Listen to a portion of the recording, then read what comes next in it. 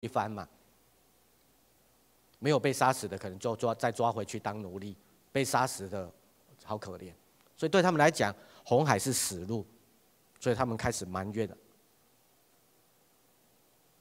上帝给他们开阔，不是说来摩西你赶快去造船，摩西你不是赶快去造一个桥，而是他寻求上帝，主啊，你要我怎么做？前面有困难，有险阻，有无法解决的问题，但是上帝用他创造大能，他把红海吹开。你若看经文，你就知道，在出埃及记14章、15章的地方，叙述了过红海之后的赞美颂赞。上帝用风吹了红海打开。红海打开之后，上帝的风继续吹到土地变干的。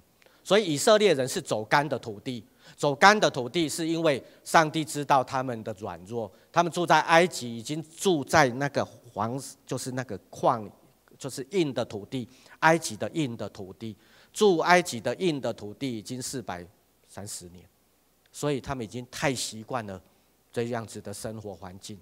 但是遇到红海，他们没辙。可是上帝用风，他所创造的大自然，吹开了红海，吹了土地干的。你去海边，你知道海边的沙子很难走，对不对？但是上帝用风吹到让他的土地变干，因为他是创造主，因为他知道前面有困难，他为你安排。所以过红海是上帝的恩典。曼德拉说，前面有什么困难，是看清楚前面的阻碍，有阻碍就是更多的依靠。过红海之后，他们在那边过了40年，那些埋怨的、讨厌上帝的、开始堕落的，就忘记上帝的恩典了。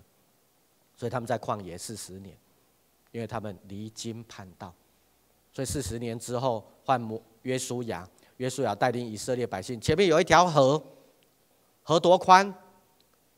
最宽才30公尺而已，可是他们过不去啊，过不去，因为那时候刚好约旦河是雨水就是泛滥的时候，所以平均水深3公尺。红海40年前过了3公尺，有什么困难？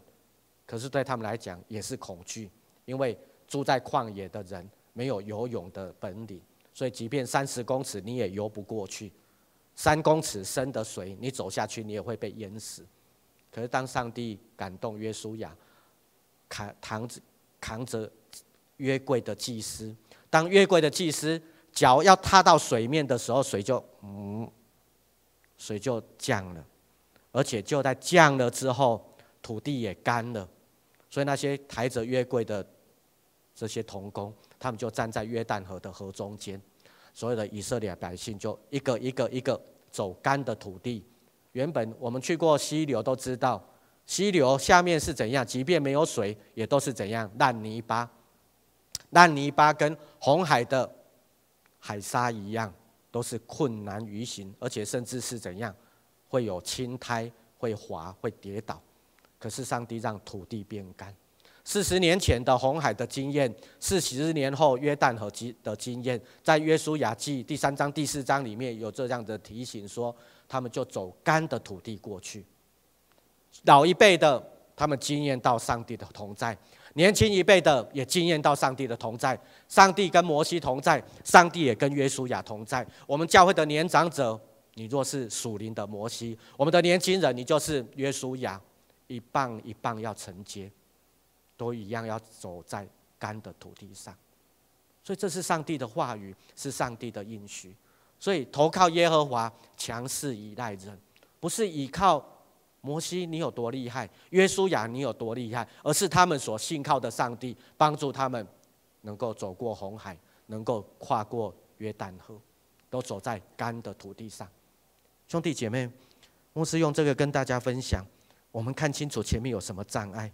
纵然我们的能力有限，无法看得很远，但是我们求上帝帮助我们，透过彼此学习的时候，让我们一样去除掉那些不好的、错误的。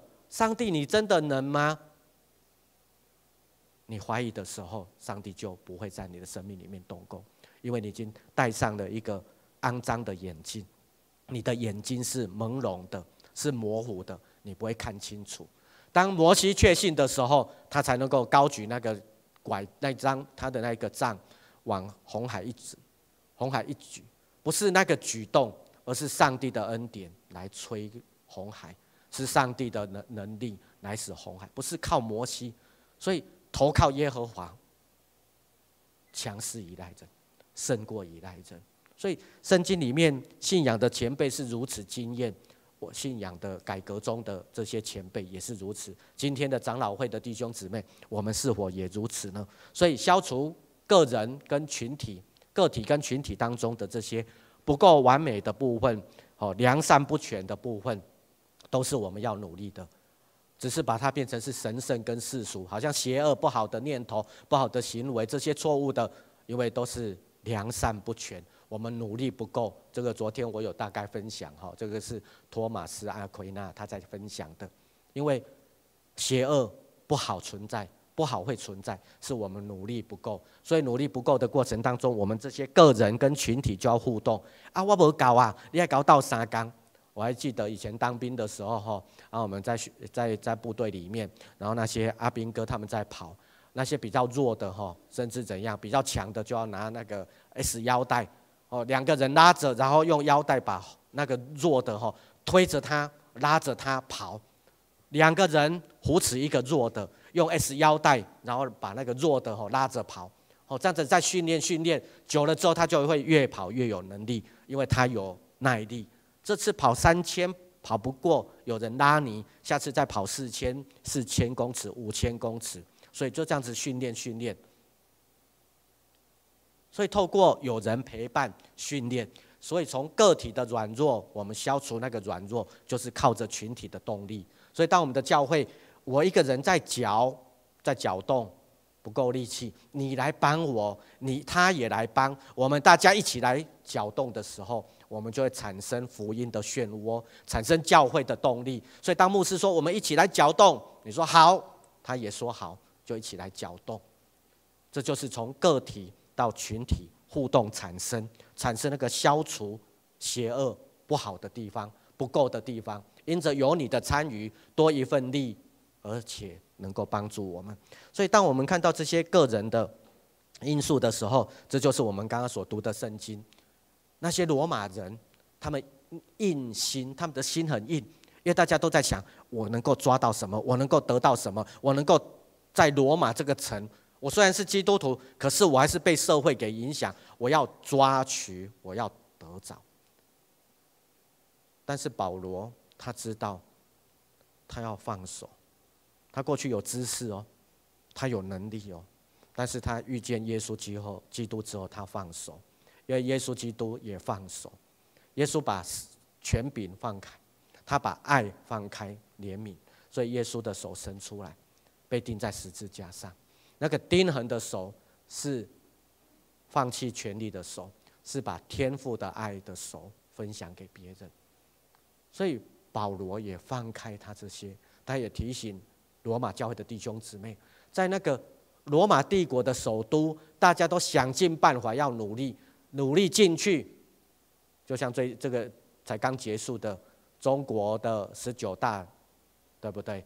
大家都想进去人民大会堂，谁进去就代表你在国家里面是有实质能力的，你进得了就代表很不错。连台湾就算是有一个岐山出生的，他也挤进去了。他说：“中国是我的爸爸，台湾是我的妈妈。”对不？你们看到这个呢？好了，那是他的论述。我们不是批评，每个人都想要抓到权力，罗马教会的人也想抓到权力。台湾人有多少人也巴不得能够像这位在岐山出生的姐妹一样，能够进到人民大会堂。我讲话够声，我讲话够烂啦。人都在抓这个，心就硬了。但是那位在西安的，他能够消除这些，而且他要跟我们再重新立一个约，把那些罪给除去。这就是我们刚刚所读的经文，透过与基督立约，除掉那些个人的硬的心，那些不好的都要一样一样去除。耶稣是 eraser， 耶稣是橡皮擦，橡皮擦是把我们的罪，把我们的过错把我们擦去，是擦掉我们那些，所以那是帮助我们重新得到更新，重新得到健康，重新得到属灵的生命。所以以下我要从3个角度这3样是保罗他在提醒野心。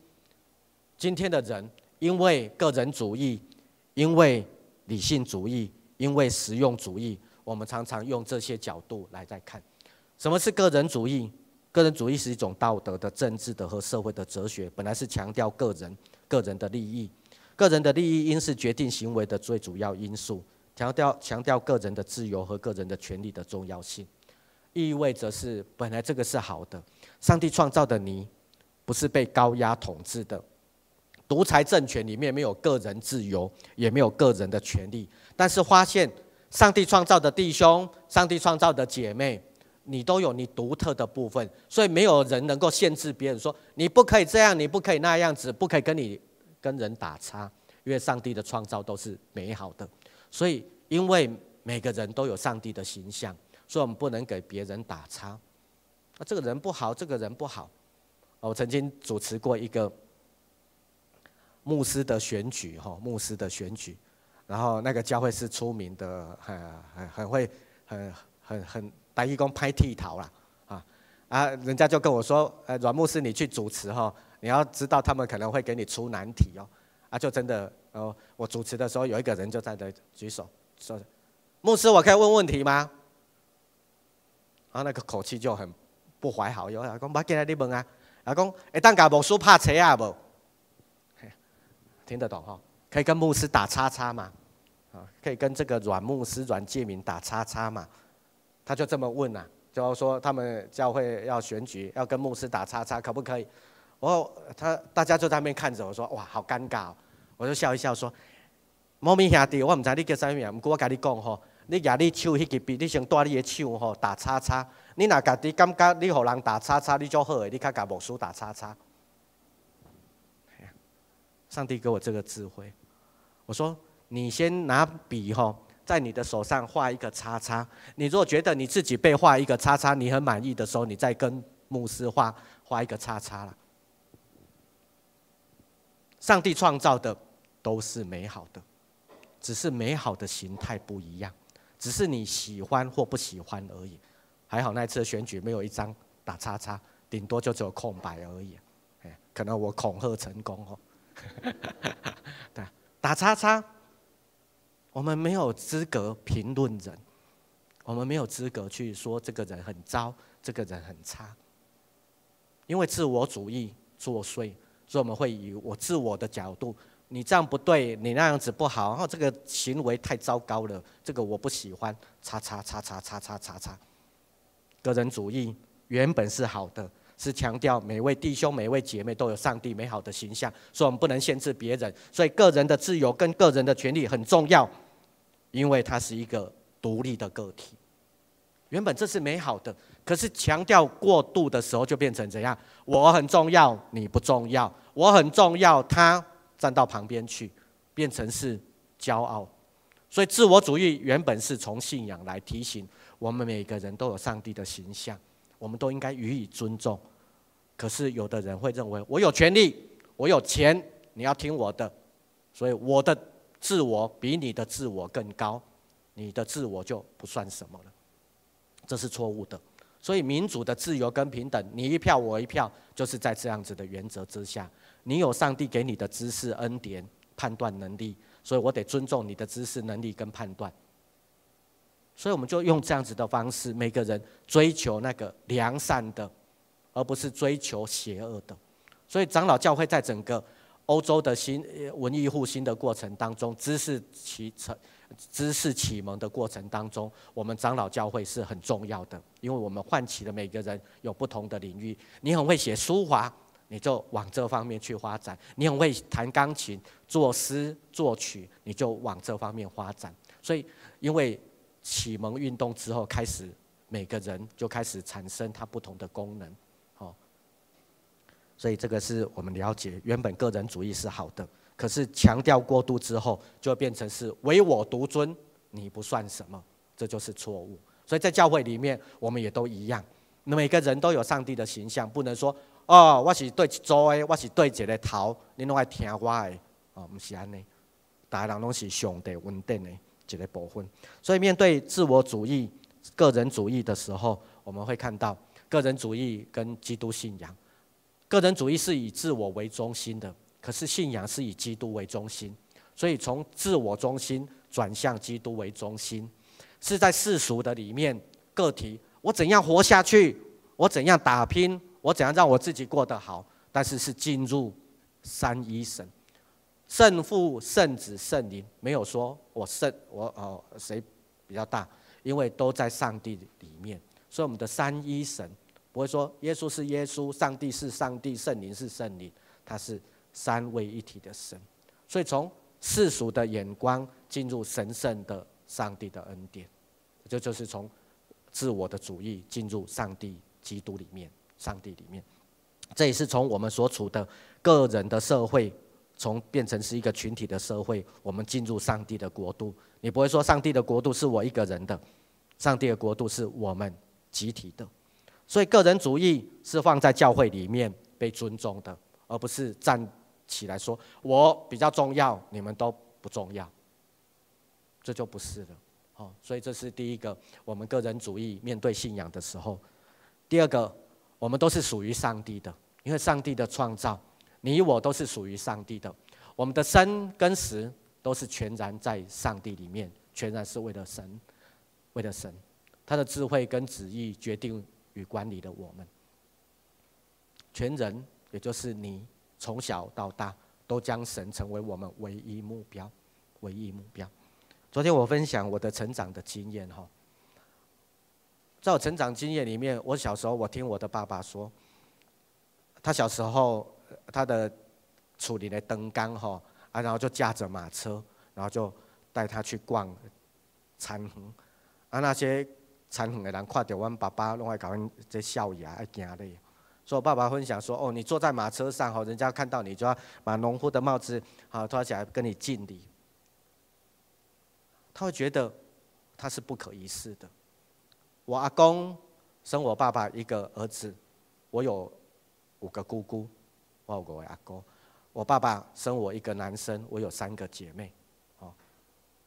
我较含慢，我多生2个，1男1女。所以，当我生了一个儿子的时候，我阿妈就欢喜的。伊甲我讲：“你有要生查某囡仔？”我讲：“生有当然有啊。”结果我生一个查某囡仔的时阵吼，我阿妈就欢喜啊，讲伊足好，因为伊生5个查某囝，就伊家己的查某囝拢装甲足水的，拢装甲足水。所以我的姑姑都叫美，中间都是那个美字，对啊。我阿妈看到，知影我生查某囡仔了，伊第一句话讲啥？目睭有大蕊无？目睭大蕊叫做水啦，在他的标准里面啦，目睭大蕊是。我讲有啦，目睭有大蕊，毋过无牛迄大蕊。我阿妈笑甲甲伊讲生气。每个人都是属上帝的，不会因为眼睛漂亮、眼睛大，就是我师母是眼睛很大的那种水汪汪的大眼睛，所以我阿嬷看到这个查某孙就欢喜讲，我目睭这水，所以他当我的太太师母生了孩子、生了女儿之后，他就第一句话不是问母女有没有健康，是问这个查某孙目睭有大蕊无？眼睛是不是漂亮？我们从小到大，从头到脚都是一样，都是上帝的。所以透过上帝的创造，我们全然属于神，这才是真正的个人主义，才是真正的个人主义。你要知道说，我的自我的自由，我的个人的权利都很重要，可是更重要的是，你的自由跟你的权利都是在上帝里面。这个样子的自由是被保护的，这样子的权利是长期的。好，第二个我们要看的是理性主义。今天在这个时代里面，我们太多这种理性主义挂帅吼。理性主义建立在承认人的理性可以作为知识来源的理论基础上的一种哲学方法，高于并独立于感官感知。你的感官、你的感知，肚子饿了要吃东西，但是如果你没有钱买，你没有工作，你就不能吃东西，除非人家请你，你不能去偷。所以你不能去偷的时候，就是理性，理性压抑了你的肚子的饿。几年前我们都还记得有一部影片，那我们知道那影片里面在强调有一个人因为偷了，为了他姐姐的孩子，然后去偷了一块面包，就为了那块面包就关了19年，然后就演变了那段故事。那段故事里面我们看清楚，只是为了肚子饿，不是自己为了孩子，然后就衍生出来一段故事。那段故事让我们看到人需要理性，可是也因为理性过于高度的强烈要求的时候，人就开始追逐理性。理性只要有了，就不需要神性。我只要很聪明了，我只要想办法，我只要怎样过得好。人到一个程度过到很好的时候，他取代了上帝。我只要有头脑，我只要聪明，我只要想办法，我就能够化解我的问题。所以理性就高于你所相信的这位上帝。理性的演变到最后就是，只要有我的聪明头脑、金头脑，我就可以胜过我所敬拜的、侍奉的神。所以当我们在看理性主义的时候，我们知道人的理性知识的理论都会成为过去。今天所发现的知识理论，可能过个3-5年，可能又有新的理论取代了。理性主义跟基督教的信仰，它本身是一个强调知识理论，可是是在宇宙上帝的创造里面在找寻。人在这个过程当中，是在找寻真理的一个团体。知识的学术的团体都是在求真。你讲的对不对？为什么对？可以透过辩证。所以学术的团体、知识的团体都是在求真。那求真的过程当中，就在努力。我的舅舅，我的舅舅他姓高，因是较早甲高俊明牧师，拢是台南跟高雄的中间有一个地方叫鹿竹，鹿竹的在比较靠山那边有一个地方叫中路，中路的人都是姓高的。后来只要比较有能力的就往台南发展，如果是要工作的要就是往劳力的就往高雄发展，就往高雄，因为高雄是工业城。读册拢去府城，去台南。高俊明牧师他们的家的爷阿公高长，就是因为有机会认识了宣教师，所以就往台南发展，就在那地方成长，接受的福音讯息。我这大姑后来他也有机会，因为阿公做生意有赚钱，我的外公做生意赚钱之后让他这个老大这个儿子就有好的读书的机会。我妈妈是老三就是我的妈妈他们那一边总共有8个人，我妈妈是老三，是大姐，她常常都要照顾那些弟弟妹妹，她有5个弟弟妹妹要照顾，所以她就承担了这种像妈妈一样的角色。我这个大舅呢，他就都不用做事情，他即便后来读神学院，他就怎样，衣服都是我妈妈去台南，然后把它拿回来。所以弯刀吼，我爸爸这边是有钱人，我妈妈这边是做生意的钱财，他们也很重，都很看重。但是我妈妈是长女，所以她没机会受比较好的学，所以但是她很努力，她考上了师范学校师范学院，就当老师。我妈妈的那个大哥，因为很会读书，所以他就一直读到美国，读到了神学博士。后来他就带台南神学院跟东海大学，他曾经当过东海大学第1任的文学院的院长。后来神学院因为他有牧师，又是神学博士，所以台南神学院就邀请他要当神学院的院长。他说他没有行政的能力，他自己知道他有这方面的软弱，所以他拒绝了。后来哈佛大学神学院就邀请我这个大舅去哈佛神学院教书，他的名字叫高昭龙，昭是朝阳的朝，龙是恐龙的龙，高昭龙。我这大舅最好读册，伊嘛有一遍甲我讲，伊有一个奖学金，我会当去哈佛读册。哇，还做好的啊，不过英语歹吼，上敢去，去跟最优秀的人在一起读书，没亏我。而且那时候我已经在牧会了，牧会的往往没机会。我分享这一个，后来有一次隔一年，我失去那个机会之后，我去看这个无缘的学校吼，世界最好的学校。一进去，他的校训吼写着：与柏拉图为友，与亚里士多德为友，更重要的是与 Veritas Veritas Veritas 是拉丁文，叫做真理。与柏拉图当朋友，与亚里士多德当朋友，最重要的是跟真理当朋友，跟真理当朋友。这是哈佛的校训。你跟柏拉图希腊哲学家，亚里士多德与他们做朋友，最重要的是跟真理做朋友。这是哈佛大学的校训。我的大舅带我去哈佛大学，我们就一边走还一边跟我，伊讲盖敏，你敢知影？因为拢是用台语讲的，讲盖敏你敢知影？我的名叫盖敏啊。讲盖敏你敢知影？哈佛大学的校园用对一字，哈佛大学校园，校园用什么字？我讲一般校园拢唔是用 campus， 也讲对，一般的学校拢叫做 campus， 学校的校园。伊讲哈佛唔是用 campus。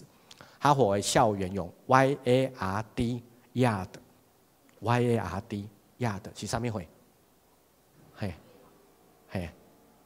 ？YARD 院嘛对，较标准，伫美国的讲法，迄叫做造船厂、造船屋，造船的所在啦，我有感觉做趣味啊，yard 为什么会用造船厂、造船屋？这个来做校园，他说哈佛大学的重要的，因为哈佛大学是基督教的学校，它是公理中的学校，基督教学校，他的第一任的校长也是一个牧师。哈佛会用 yard 这个字来做校园，重要的就是说，你知道一艘船你只要锻造的不好，有缝隙、有洞。一只船啊，有空，迄只船啊开落水会安怎？开落海会安怎？有缝隙、有洞，那一艘船就沉下去了啦。所以哈佛大学的校园用 yard 这个字，就是说每个进来哈佛读书的人都要被锻造到没有缝隙、没有破洞。你要被训练，你要被磨练，你要好好的装备自己，让你的生命没有缝隙，让你的生命没有破口。所以哈佛会成为一流的，不是没有原因的，因为有这样子的校园的氛围。我们求上帝祝福我们的学习的教会，让我们成为一个学习的一个教会，让我们的教会所锻造出来的弟兄姊妹是没有破口的，是没有空隙的。这是很重要的。一个学习的成长的过程当中，你要知道，你有理性是要帮助你找到真实的面向，而不是虚假的破的面向。所以哈佛大学教会学校，他要提醒的是，我们是要被锻造成为没有破口、没有缝隙，是真实的团体，是真实的去面对上帝。何时面对上帝？不是只有等到审判台前那一天，而是每一天都要真实的面对上帝，说我没有虚假，我的生活没有破口，我努力让我的破口越来越少，让我的生命的破洞越来越少，让我们的教会这样子的破口也越来越少，我们的缝隙也越来越少，我们成为一个真实的团体，成为一个真实的面对神的团体。你把真实的上帝虚假化了吗？你所拜的上帝是真实的吗？若是的话，我们就过真实的生活，就过真实的生活。虽然我们每个人都不同的面貌，有不同的经验，所以我们也用多元的呈现，但不是对抗。你往 A， 我就要往 B； 你往东，我就往西。即便是东跟西，都是上帝的创造，都有它的美。只是我们要先寻求一致，如何让我们的教会能够成长，如何让我们的教会能够茁壮，这样子是重要的。所以多元的呈现是为了上帝的国度，即便每个人的理性训练的方法都不一样。我们很多人都读大学，大学分成3个学科嘛，人文学科、自然学科跟社会学科，从这3大学科延伸出来的不同的学系、不同的学门。你知道这三也就是早期教会学校所一开始的，从神学、医学跟法律。神学、医学跟法律，你看神学就是人文学科，医学就是自然学科，法律就是社会学科。所以因为这样子而衍生出来的，从我被上帝创造，我认识神，我照顾好我的身体，我是上帝的殿，我怎样活在人群当中，我是一个有纪律的。所以从神学、医学到法律，就成为我们大学的滥觞，成为大学的开始。今天我们所受的知识训练也是如此，让我们真的是求真的团体，因为是理性。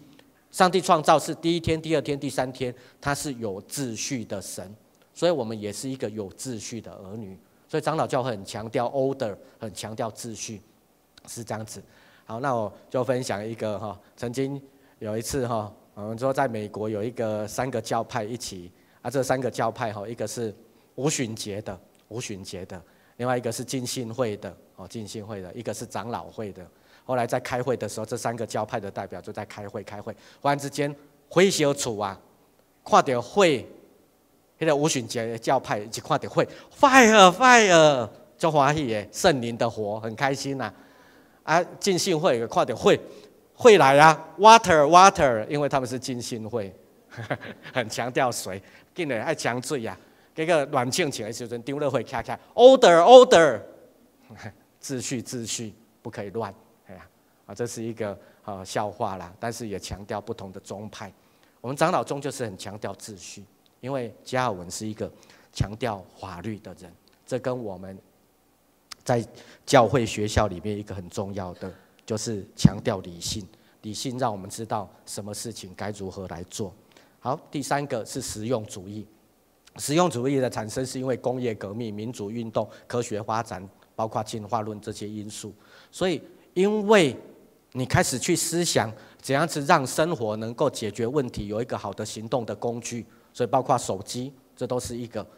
但是实用主义，你看你的手机如果掉下去，啪，还起呀，就怎样不实用了，就可以扔了。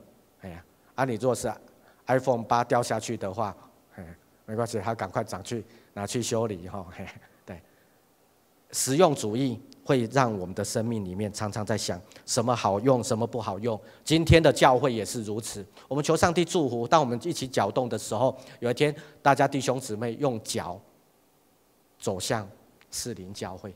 今天的弟兄姊妹是用脚跟教会投票，用脚来行使他的实用主义。士林教会对我这个人实不实用？好用我就走来这个地方。你去 Seven， 因为它很方便，所以 Seven 也是实用主义的产品。今天的时代，人用脚决定你的方向。士林教会是不是弟兄姊妹决定他走来的方向？我们如果能够透过了解这些个人主义、理性主义到实用主义，我们就了解今天我们的教会里面看见，因为实用主义是具体的实际实存。好用就会存在，不好用就不存在。但是面对永恒实存的上帝国，永恒的，难道被短暂使用的给取代吗？我们继续看到，在实用主义里面，这种快速的发展，很快就推陈出新。但是面对教会这种始终如一的，我们如何在这时代里面去让快速发展、多元的制造、很多不同的形式、那种复杂的形式一直出来的时候，我们如何在强调让人看见信、望、爱这种长期的价值，是永恒的价值，而不只是为了实用主义而已。今天有很多人把教会也当成实用主义。这个教会如果我能够吸收到什么，我就来；让我不得吸收，我就走。这种人只是把教会当成像卫生纸一样，对我有用我就用，没有用就不用。但是我们如何跨过这种实用主义，这是一个问题。好，接着第2个，我们要了解今天的教会。今天的教会是从过去来，今天的教会也延续到明日。但是知道我们的状况才能够改变。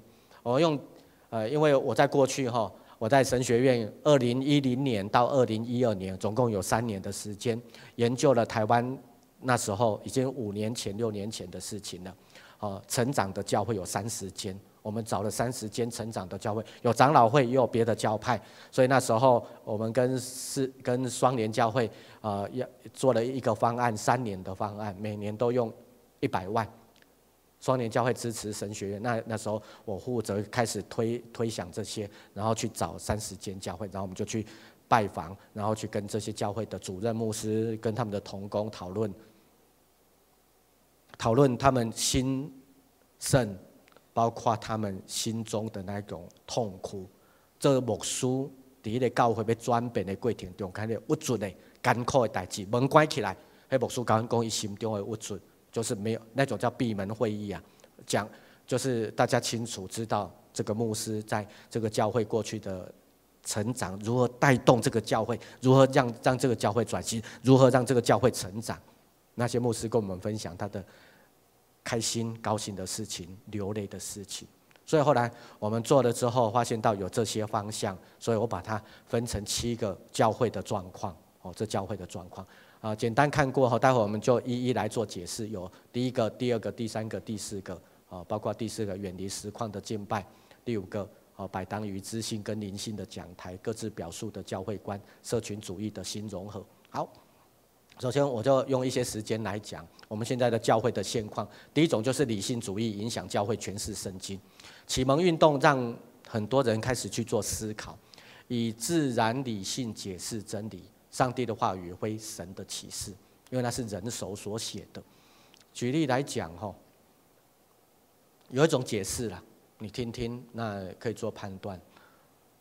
耶稣行神迹，有一个5饼2鱼的神迹，5饼2鱼的神迹。5饼2鱼的神迹是从一个小孩子很单纯的，他把他的便当交出来，耶稣就用5饼2鱼去行了很多的神迹。当耶稣拿饼祝谢之后，分开给他的门徒，门徒就开始把拨饼，然后分享给所有的人，每个人都吃饱了。吃饱完之后剩下多少？你还记得教主日学还剩多少？剩几篮？12篮。好，理性主义就开始说这个解释因为大家看到小孩子把他的便当都交出来了，大人其实身上那时候2000年前的人出门没有 7-Eleven 可以买东西啦，所以大家都袋子里面都有东西可以吃啦。所以饼跟鱼是当时的人的固定生活的习惯啦，所以你的袋子里面都有饼跟鱼。但是大家因为看到小孩子那种出于爱心，囡仔个拢摕出来啊，咱大人太当吃囡仔的，所以大人个家己家己的鱼、家己的饼拢摕出来。然后呢，台语讲烧牛吃有春呐，听得懂吗？你看这样，烧牛就是我的拿出来，你的拿出来，然后拨，然后大家都吃一吃，然后大家就互相推来推去，到最后你的饼我的饼都不知道是谁的饼了。所以耶稣有12个门徒，每个人去收回来12篮。这种解释是理性主义的解释因为小孩子的心是柔软的，大人看到小孩子的心柔软，所以他也如此来愿意来学。这是理性主义在解释的，是不是好？这是一种说法。诠释圣经里面也有一种，所以理性主义在诠释圣经的时候，把神性的部分压下去，把人性的部分抬起来。所以人性的部分人都有恻隐之心，所以小孩子都这么无私了，我们大人怎么可以输给小孩子？所以大家就把饼跟鱼都拿出来。所以这是理性主义诠释圣经的一种做法。所以教会因为被启蒙运动的理性主义给绑架俘虏，所以开始用哲学论述来支持我们的教义，用理性叙述来抽离上帝的启示。所以这都是我们在面对理性主义在诠释圣经的时候，高举人的说法，而不是高举上帝的说法。所以包括风吹过红海，风怎么吹，红海怎么会被吹到变成是分成2边。所以就用更多的解释那是叫做芦苇海，那是什么什么什么什么，那个水只有一点点而已只有大概到膝盖的高度而已所以风吹才能够吹干用很多的解释去找寻那些从科学的角度。所以理性主义诠释教会的圣经的时候，会用人的角度去想，而不是从上帝的眼光。所以这是理性主义。第二个是教会救赎观的偏狭跟窄化。传统的教会重视个体得救，却忽略成圣的过程。所谓的传统教会也包括我们长老教会。你还记得以前受洗的时候，可能教会的牧师或者是教会的小会只强调说你要受洗很好很好，然后就简单的问一些就带个祷告，只要得救就是跟受洗，受洗就是得救。可是受洗之后呢，还有没有过成圣的生活？他有没有读圣经？他有没有操练？他有没有在灵命上的提升？这就是传统教会。所以个体聆听福音，他生命得救；群体见证救恩，教会分析，教会就兴起，教会就兴起。这是咱的过去所经验的。反正只要他有受洗加入教会，就是很好的。但是我们觉得这还不够。传统的教会就是透过我们在阅读这些福音书跟使徒书信的过程当中，我们知道教会怎样建造，怎样传福音，怎样建造教会。所以教会就怎样在社区里面做福音事工。所以福音事工的结果就是教会社区化。我们就开始做社区的事工，我们就开始投入今天我们要办什么，今天要做什么，吸引人来。所以我们只停留在怎样服务这个时代的人民，怎样让人愿意因为教会的活动他就进入。所以教会社区化是透过我们对上帝的仆人，不论是保罗、彼得这些门徒，初代教会的门徒，他们所写的这些书信，让我们知道怎样建造教会，怎样经营教会。可是我们信徒，你跟我却漏失了福音的神国教导。意味着是什么？我们把很多圣经的教导都把它故事化。你还想到圣经那些事情吗？大部分都是故事化的，有没有？我如果说但以理，你可能就想到但以理被丢到狮子洞里面。你都把它故事。圣经上帝的真理把它变成故事化，这是普遍在很多传统教会所。更惨的是，很多基督徒连圣经故事都不太熟，他停留在国小的时候听的圣经故事都是片段的，有可能还哩哩啦啦。所以无形当中我们把信仰就越来越浅薄，这是一个问题。所以教会的救赎观本来是恩典的，却变成是社区的服务跟圣经的故事，本来是真理的信息变成只是故事化而已。这是我们所看到教会的现况。第三个就是归属感优先于宗派观念。宗派教会教导正确的神学观念，长老宗的神学是什么？加尔文神学是什么？莫特曼神学是什么？卡尔巴特，过去都是在教这些正确的神学观。但是新形态的教会强调的是让人进来，他有归属感，他成为群体之一。所以在我们过去的时候，我们的教会也是如此。农业时代，个人忙自己的，可是当教会团契成立的时候，我们就去找年轻人，这是青年团契，这是妇女团契，这是壮年团契，那是松年团契。我们把人有归属感。可是今天我们变成是内化，就是我们这一群人自己玩，新人加入的时候，我跟他不太熟，所以新人就怎样跟我们有距离，因为我们已经内化的教会。所以今天的教会，如果有人参加小组，有人参加你的团契，你应该让新人成为被关照、被关注的，而不是没有关怀。所以这是归属感，不是说我们长老教会就怎样追求我们的我们自己对长老教会的认同，是让进入的人被认同、被感动。好，第四个，远离实况的敬拜。传统教会的敬拜方式对时代的影响逐渐弱化，那一种行礼如仪的，越来越多的新的教会是怎样让敬拜是能够感动 touch 到人心，跟时代的你跟我对话越来越强。所以敬拜是一种对话。因为我有机会，我带很多神学生去教会观摩，所以我曾经有一阵子，我看到很多的教会公祷的时间往前移，需要为弟兄姊妹祷告的时间往前移，移到什么时候？敬拜完了之后，就邀请弟兄姊妹，你若有需要被祷告的，你有什么样子的困难，身体的健康，你有挂虑的事情，你来到前面，来到施恩宝座前，会有教会的长子同工为你按手祷告，姐妹为姐妹，弟兄为弟兄。所以当那些教会弟兄姊妹来到施恩宝座前，服侍的人为他们祷告的时候，姐妹看到认识的比如说长老或执事，或者是团契，或者是小组长，看到这个你所认识的，你就为他祷告，为他们祷告，祷告完给他一个拥抱，你知道他的心就被柔软了。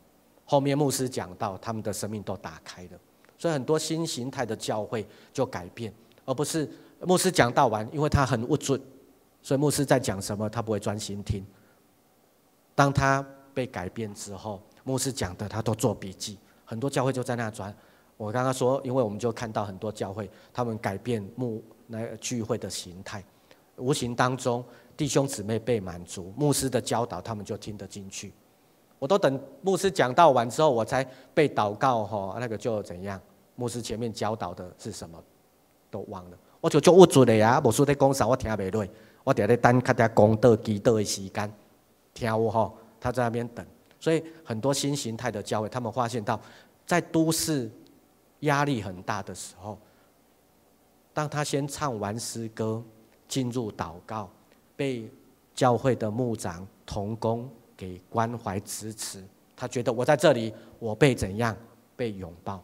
你的教会变成我的教会，你的教会感动了我，我的脚就走到这个教会来了。我举一个例有一个教会，因为它处在一个交通很方便的地方，所以有一个教会有一个信徒，每个礼拜天都从斗六搭火车来到台北去聚会，来到台北因为会友是在教会是在台北，会友住在斗六，因为他被满足了，所以他会花时间，愿意付上代价。所以那种跟这个时代的人的对话影响，是因为被满足。如果有一天我们的会有人是从斗六来这边，你就知道说，我们真的是让人愿意花2-3个小时搭车，3-4个小时搭车，因为他觉得我值得我付上代价。这是新的形态的一个过程。当然，我讲这些不是说我们的礼拜就要改变，而是我们大家要寻求一致，一起来努力。好，第5个，摆荡于知性跟灵性。牧者的讲台成为信徒知识的源头，灵命塑造简化成为知识的吸收。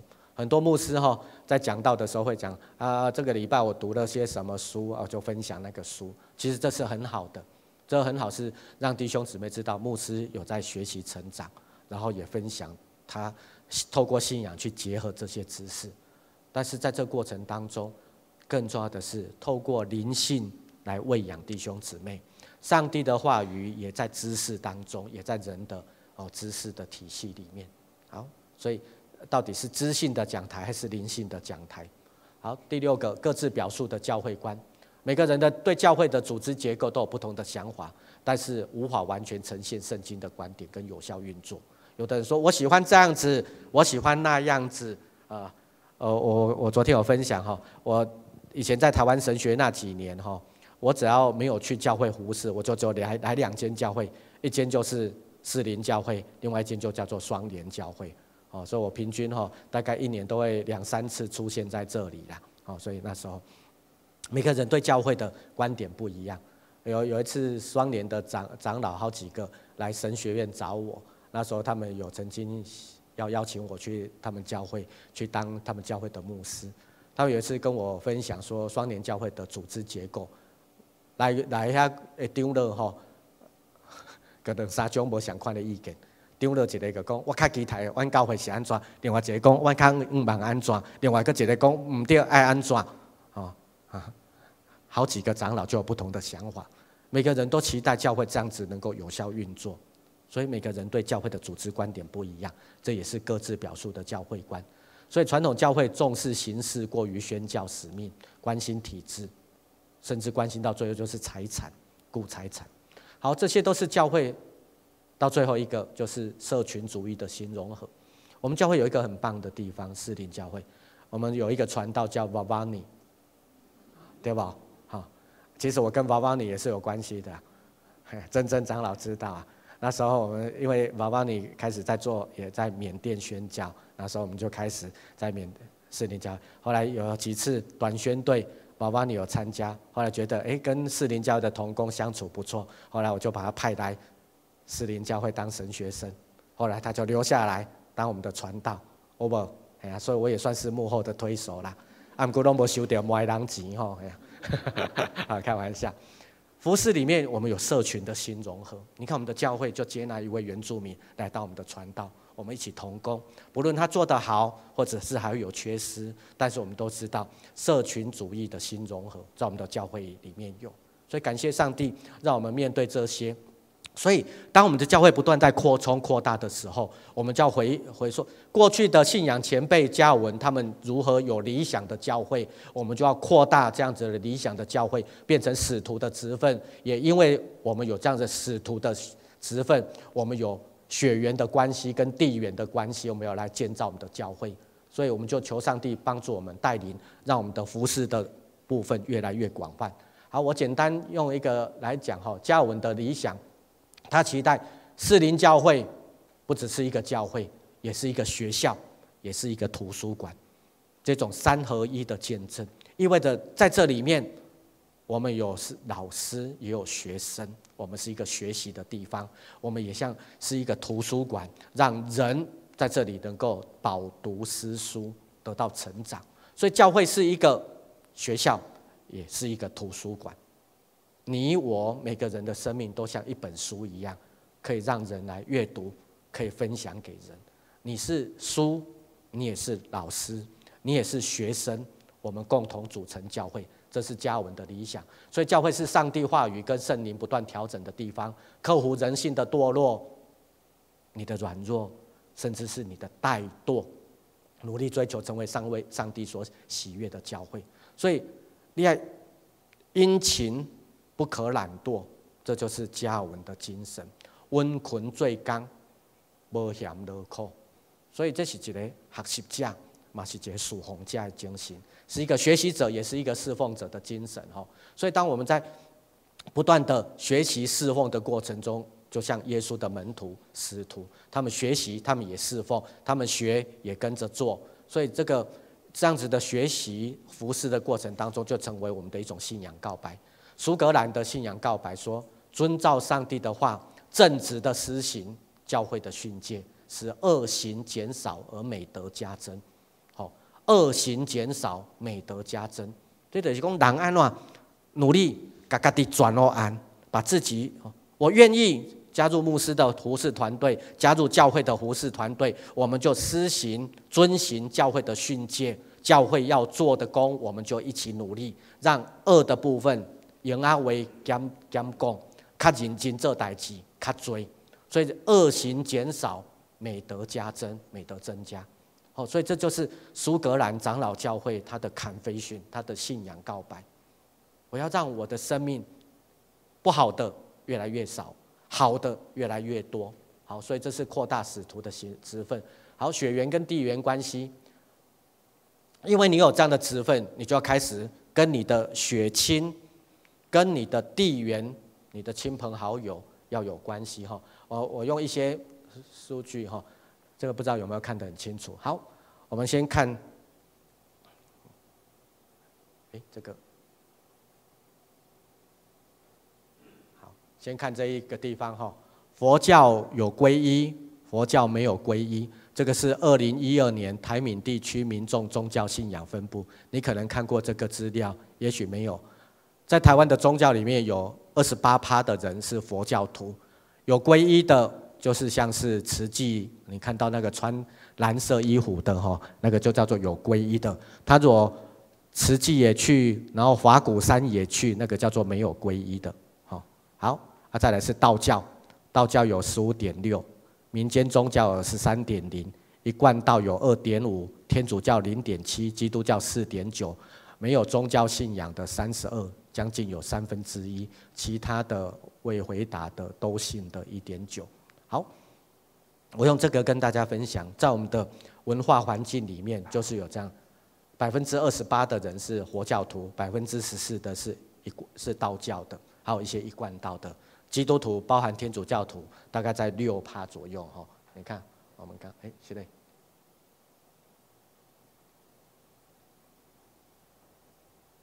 好，所以我们刚刚看到基督教跟天主教这个5.6，现在又高一点了，好，我跟大家分享，就是说，这是我们看到我们的台湾现况。我们看下一章。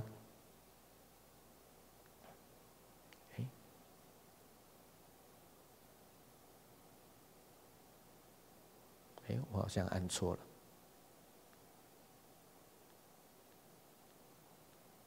好像跑掉一张。好，没关系，先这一张。好，那在基督徒里面这边有一个数据就是说，每星期都来参加主日礼拜的有62%，100个基督徒里面有62个每个礼拜都参加，一个月若2、3次的有11.4，所以你看这边62加上11，73%呢，73%的基督徒每个礼拜都有参加聚会，那一个月2、3次，其实是因为在工商社会里面，有时候我们得外出好，那上面的是一个月6.3次，一年才来几次的有9.6。一年只来一次，就是圣诞节才出现的，那种2.3，100个里面有2.3，还有8.3%是从来不参加聚会的。虽然他说他是基督徒，可是他不参加聚会的，也有8.3%。所以很多人说去把那个8个找回来，我们就多了8个了。可是你知道那个是相当不容易。所以透过数字，我让大家看到我们今天教会的状况。所以73.5%的基督徒每周固定都会参加聚会，这个才是基督徒好，那从来不得有将近1成，1成。好，10.6%的基督徒几乎没有参加主日。好，那重要的就在这边血缘地缘关系。首先我们来看这里，因为父母、兄弟姐妹、配偶、其他亲戚，还是谁的气怕不掉好，这边。这样子有多少？我们看，是的，是的，好，我按错了。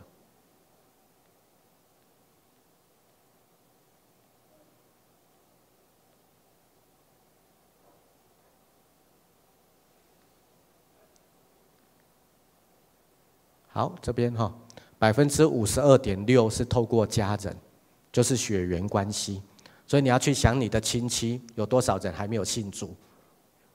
有100个基督徒里面有52个人是因为血缘关系而信主的。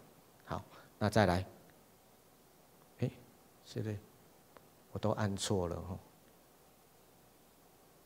好，是的，怎么会这样子？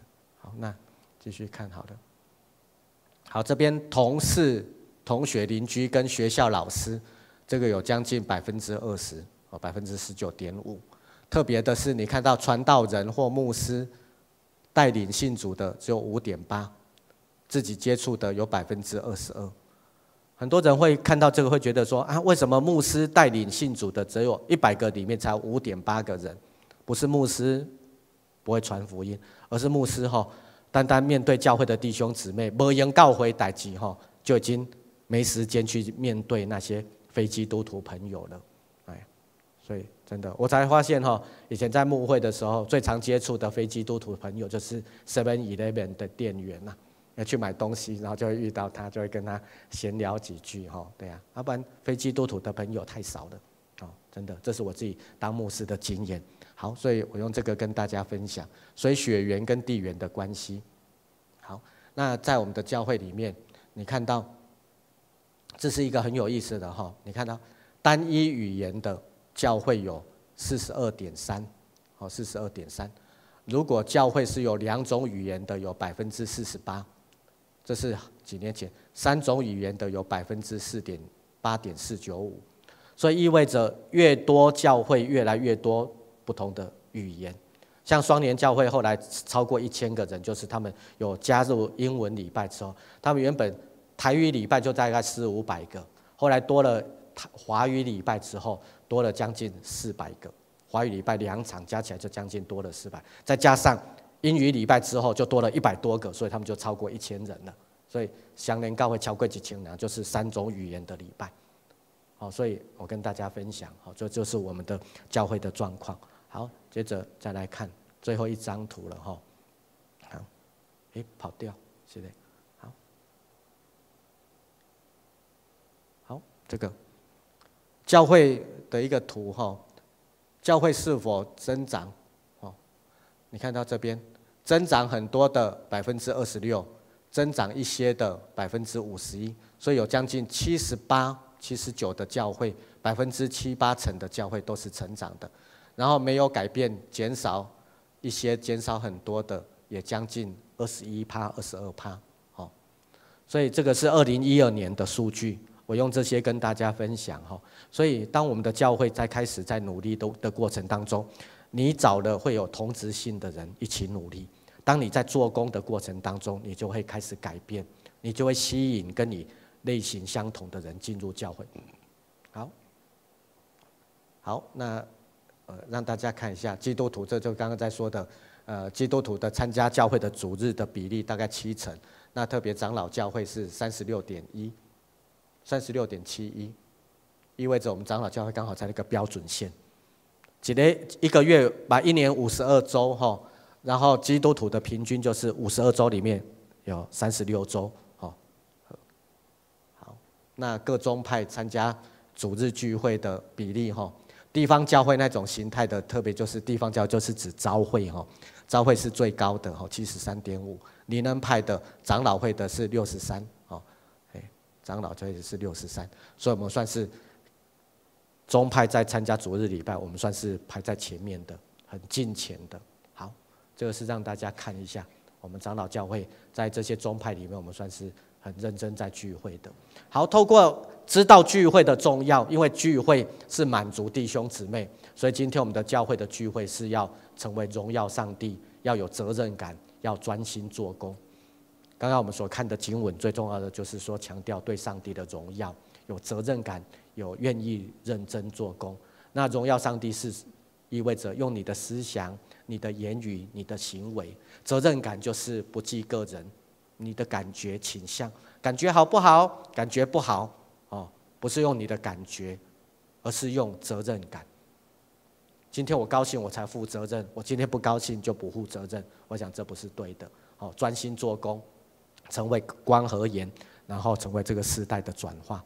好，所以传承跟带领，今天的教会还有很多的不足的地方，但是绝对不要因为不足而失望。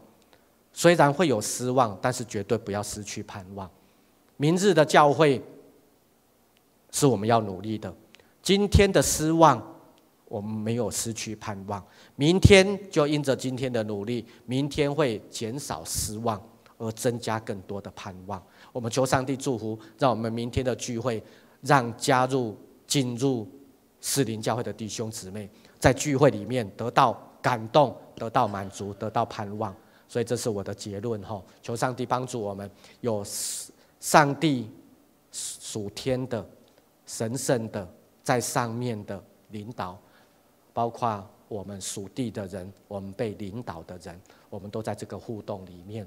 教会的建造，教会的建构是左右的平衡，我们关心这样的人，也关心那样的人，我们跟不同的人站在一起，我们就在这个摆动当中，让所有的人因着我们的服事，因着我们在转动的过程当中，大家就被建立了。求上帝帮助我们，透过这样的服事，我们彼此学习，彼此成长。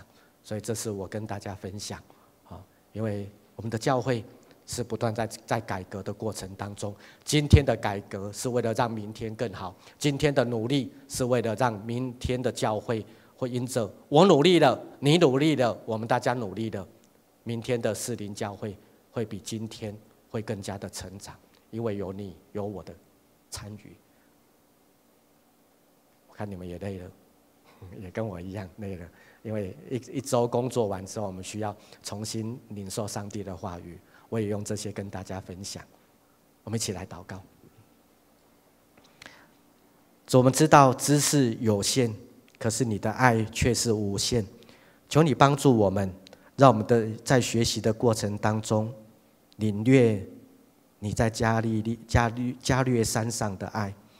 当你的手伸出的时候，被钉在十字架上，你的爱也就在那钉痕的手。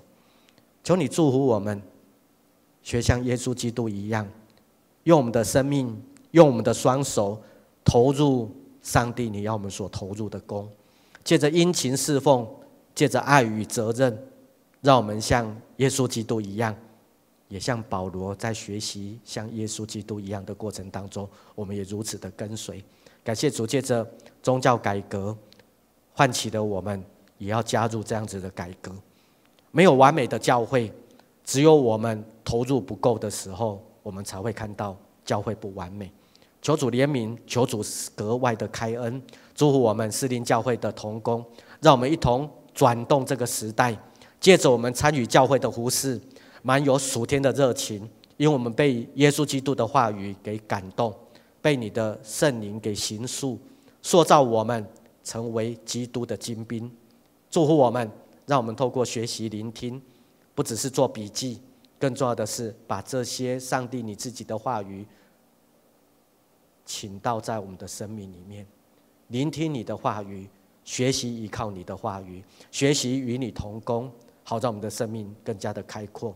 求你祝福也保守，透过我们的学习得到生命的成长，更重要的是在你里面与你合一，与我们士林教会的其他同工合而为一，将今天的学习，将我们今天的领受，借着你仆人拙口笨舌说的若不够清楚，愿你圣灵自己亲自来教导，好让我们成为合你心意的门徒。如此感谢和祷告，奉靠主耶稣基督神圣宝贵的名祈求，阿们。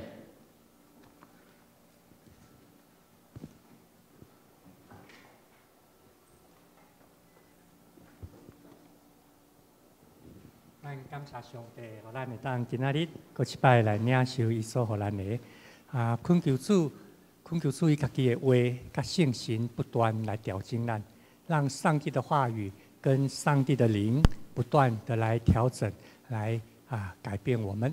我们咱要踮咧这首青年带咱这首的歌的中间，咱来安静咱的心。有影，主是咱性命的避难所。伊用伊的疼来引带，将咱揽条条。伊的话进入咱的心，上帝圣神来亲自引带咱。咱伫这首诗歌的中间，咱小可来安静咱家己。主你是我的避难所，你爱将我紧紧的拥抱，使我苏醒。你爱里，我愿成为你的居所。我要爱你，要永远坚定的爱你，紧紧你，主，我愿让你来拥有我的心，不再用力坚持。伫这个歌词的中间，咱会当求主帮助咱，愿主每一句话，拢互咱真坚定来信靠，互咱的生命会当一步一步，搁较接近主。主，我愿让你来拥有我的心，不再用力坚持，依靠我自己。愿你每句话语都成为我命定，改变我生命，一步一步与你更靠近，走进进你心意，求圣神帮助咱真正会当进入主的心意内面。咱这个时阵要用一点仔时间来安静，咱特别要求主帮助咱，咱踮要属灵教会出入真久长的时间，无论咱是用什么款的角色，来这个所在敬拜，享受敬拜喜乐，来这个所在追求上帝通过圣经予咱的知识，嘛伫这个所在通过兄弟姊妹大家扶持，有好的团契带导的生活。但是主的心意，敢若毋是安尼来定，所以咱这个时阵开咱的心，也开咱的嘴，咱特别为着咱家己，为着教会来祈祷，求主的圣神帮助咱，互咱伫教会即马所定着起造义体，嘛要起造性命这款的目标的内面，咱会当伫主的心意中间。得到伊日日的引带，咱伫音乐的中间，咱一摆安静咱的心，为着咱家己，也为着教会来祈祷。主是感谢你，我们当得到你极大的听，特别伫这亲情下面，我恳求你，互我会当在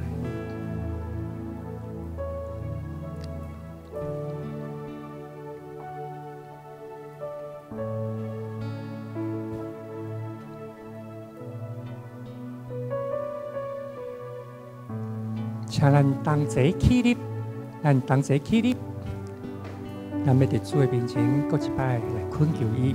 亲爱的主，阮感谢你，互阮的阴暗会当领受你，通过你忠心劳碌，所要互阮得到把握你属灵的画面。主，阮恳求你，互阮会当搁一摆拍开阮的心，主你家己来进入阮的生命中间。我无要坚持用家己的气力，独独挖苦耶和华上帝，比挖苦人更较实在。你每一句话，拢要成做阮生命的定着，互阮会当一步一步更较接近主你的心意。亲爱的主，阮恳求你的听，甲你的怜悯，拢无离开阮，嘛会当互阮今仔日搁一摆伫你面前立志。得到主你对天顶来所应允，起造一间荣耀荣光来伫这个世代高举基督，互人领受福音的教会，嘛伫这个教会内面来起造每一个会当领受上帝你所应允的产业，伫阮的家庭，伫阮家己的生命中间。有丰丰富富，主你所想事的每一个信徒，我每个一摆恳求你的听怜悯，会当踮伫阮的中间。我要请你主你家己的罗卜，两牧师将你的祝福带到阮的中间。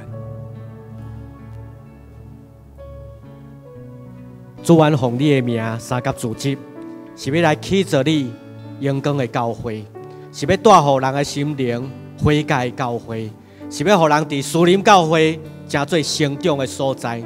阮恳求上帝赐福，予属灵教会成做亲像老母的身躯一样，会当养饲囡仔，予囡仔得到把助，予囡仔生命得到成长。阮恳求上帝施恩赐福，阮的教会满有耶稣基督香味，要吸引人来进入，要予生命得到丰盛，要得到满足。阮愿意成做基督的精兵，来参与这个时代的见证。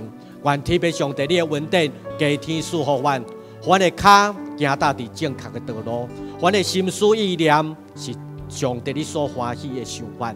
阮骹手所做工，要利益伫这个时代人，也愿阮所利益的，也成做上帝你对阮的祝福，对阮家庭的祝福。感谢主，你的恩典阮讲袂尽，求主继续带领赐福阮。将明仔载安息圣日，阮兄弟姊妹要进入上帝你的教会，愿阮伫遮领受属天的美牛，成做阮地上的培养。求主赐福，求主成就。祈祷感谢，奉靠耶稣基督圣名，阿门。请坐灭祷。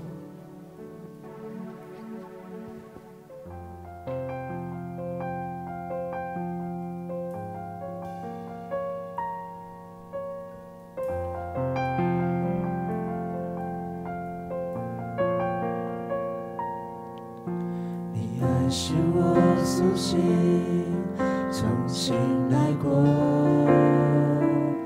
深切渴望能活在你手中，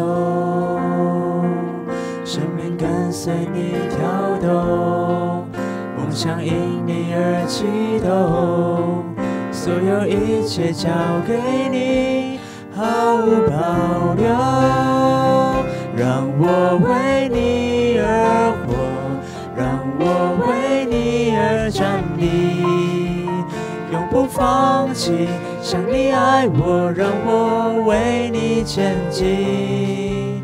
我气息是你赎回，如今单单属于你，活出你旨意的生命，改变世界为你转动。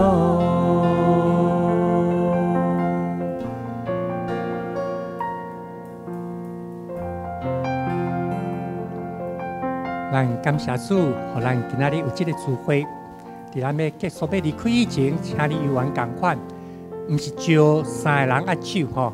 你看你叫袂出来伊的名的，找两个你叫袂出来伊的名的人，你甲伊请安，好不好？伫咱的中间，大家平安。